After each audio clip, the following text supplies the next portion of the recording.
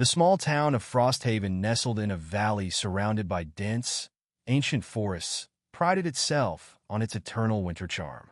Glittering snow blanketed the rooftops, and the ever-present jingling of sleigh bells echoed through the air. Frosthaven wasn't just any ordinary town. It was a place where the legend of Santa Claus wasn't a myth, but a yearly occurrence.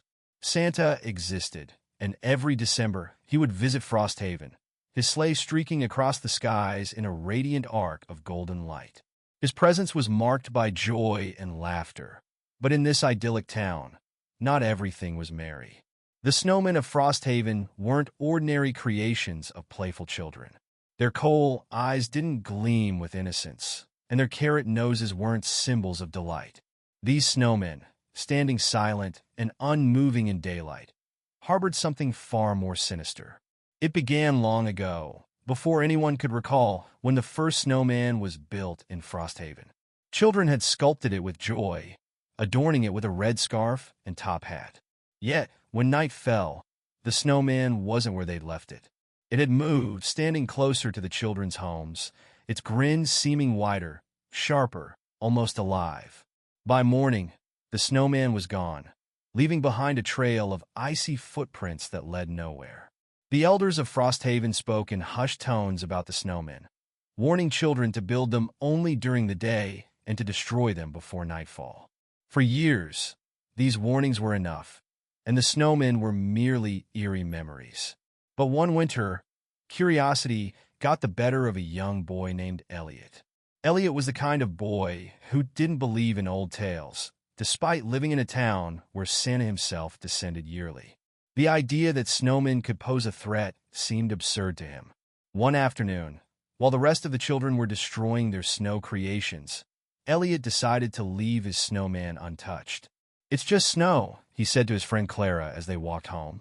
"What's it going to do? Melt me to death?" Clara hesitated, her gaze darting nervously to the snowman in question. It was taller than most, its stick arms crooked at unnatural angles, and its coal-black eyes seemed to follow them. "You shouldn't take chances," she whispered. "The stories have to come from somewhere." Elliot laughed, brushing her concern aside. That night, as the clock struck midnight and the town fell silent, Elliot awoke to the sound of something scraping against his window. Heart racing, he crept to the frost-covered pane and peered outside. There it stood, the snowman he had built earlier, but now it was closer, its grin grotesquely wide. Its stick arms had grown longer, claw-like, and its eyes glowed faintly in the moonlight. He blinked, convinced it was a trick of the light, but when he looked again, it had moved closer. Fear gripped him, and Elliot bolted to his parents' room, shaking his father awake. "Dad, the snowman, it's outside my window." His father groaned, dismissing it as a nightmare. "Go back to bed, Elliot. You've been reading too many scary stories." But the next morning, the snowman was gone. In its place were deep gouges in the snow, leading away from Elliot's window and vanishing into the forest. Clara was the first person he told, and though she didn't say it aloud, he could see the fear in her eyes.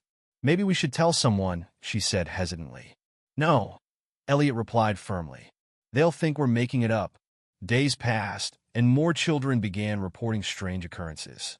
Snowmen appearing where they shouldn't be, faint whispers carried on the icy wind, and at night, the unsettling sound of snow crunching under unseen footsteps.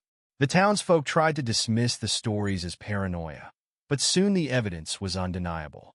One evening, a group of teenagers dared each other to stay out past curfew, building a massive snowman in the town square. They laughed and jeered at the old warnings, but by morning, they were nowhere to be found.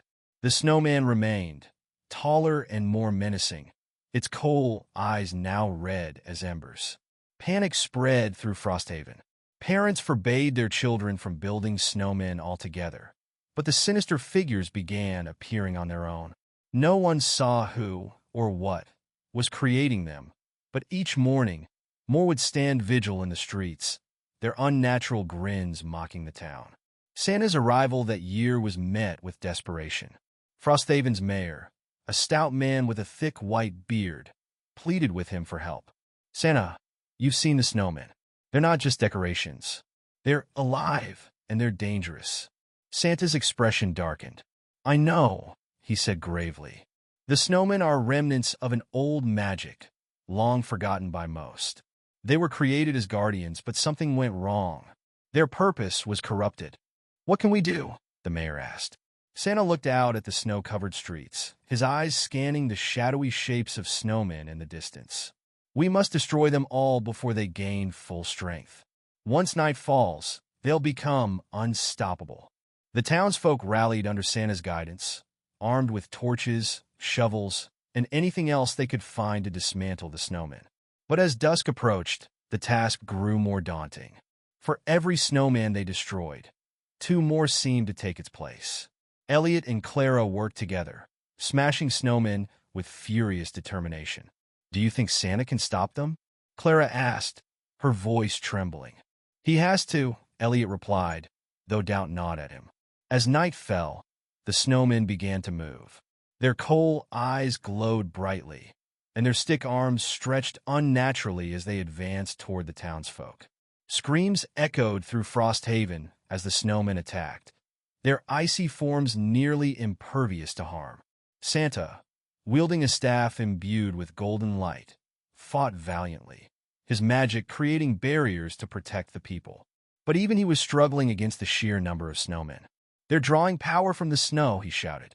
We need to find their source. Elliot and Clara overheard Santa's words and exchanged a determined glance. The forest, Clara said. The tracks always lead there. Without waiting for permission, the 2 friends sprinted toward the woods, their breath visible in the frigid air. The forest was eerily silent, the trees coated in thick layers of frost. Deeper they ventured, until they came upon a clearing bathed in an unnatural blue glow. At the center of the clearing stood a massive snowman, its form towering over the trees. It radiated an aura of malevolence, its eyes burning like twin suns. Around it, smaller snowmen knelt as if in worship. That's it, Elliot whispered. That's their leader. Clara pointed to the base of the giant snowman, where a strange, pulsating crystal was embedded in the snow. That must be their source of power. Before they could devise a plan, the snowmen turned, sensing their presence. The leader let out a deafening roar, and the smaller snowmen charged. Elliot and Clara fought their way through, using sticks and rocks to fend off the relentless snowmen. When they finally reached the crystal, they hesitated. How do we destroy it? Clara asked. Elliot remembered the stories his grandmother had told him about the power of warmth. Fire, he said. We need fire. They didn't have torches, but Elliot pulled a lighter from his pocket, a gift he had taken without understanding its true value until now. With trembling hands, he ignited the flame and pressed it against the crystal. The reaction was immediate. The crystal shattered with a blinding flash of light, and the snowmen let out agonized wails before collapsing into lifeless heaps of snow. The leader disintegrated, its towering form crumbling into nothingness. Back in Frosthaven, the remaining snowmen froze mid-attack, then melted away. Santa, sensing the shift, let out a triumphant laugh. They've done it! When Elliot and Clara returned to the town, they were hailed as heroes. Santa commended their bravery, gifting them enchanted snow globes as tokens of gratitude. From that day forward, Frosthaven celebrated not just the magic of Santa, but also the courage of 2 children who saved their town from the sinister snowmen.